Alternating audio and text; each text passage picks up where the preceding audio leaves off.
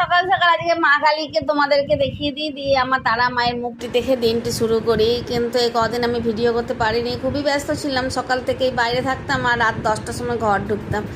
তো কি রান্না বান্না করবো আর কি তোমাদের সাথে কথাবার্তা বলবো। তো আজকে ভাবলাম ঘরে আছি তো মাছ দিয়েই আজকে মাছের ঝোল করে একটু ভাত খাই।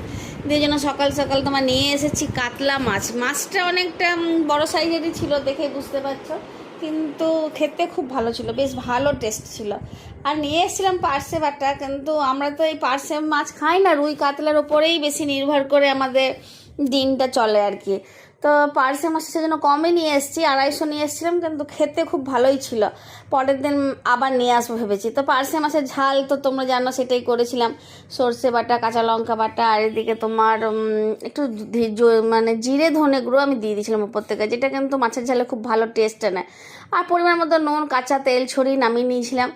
আর মাছটা কি ভাবছিলাম কি করব, যে সবজি দিয়ে ঝোল না শুধু ঝোল, না আলু দিয়ে ঝোল।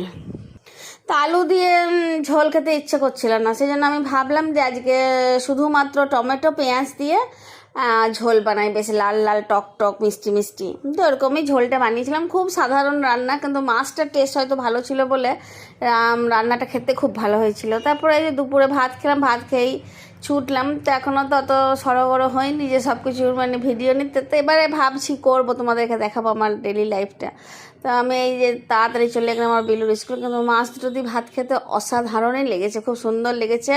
এই তো তোমার পুজো শুরু, তো পুজো শুরু মানে ধরো শরৎকালে দুর্গা পূজা হয়, তো শরতের শুরুতে এই টমেটো দিয়ে মাছের ঝোল এটা কিন্তু দুর্দান্ত লাগে, এটা কিন্তু ছেড়ো না, খেয়ে দেখবে।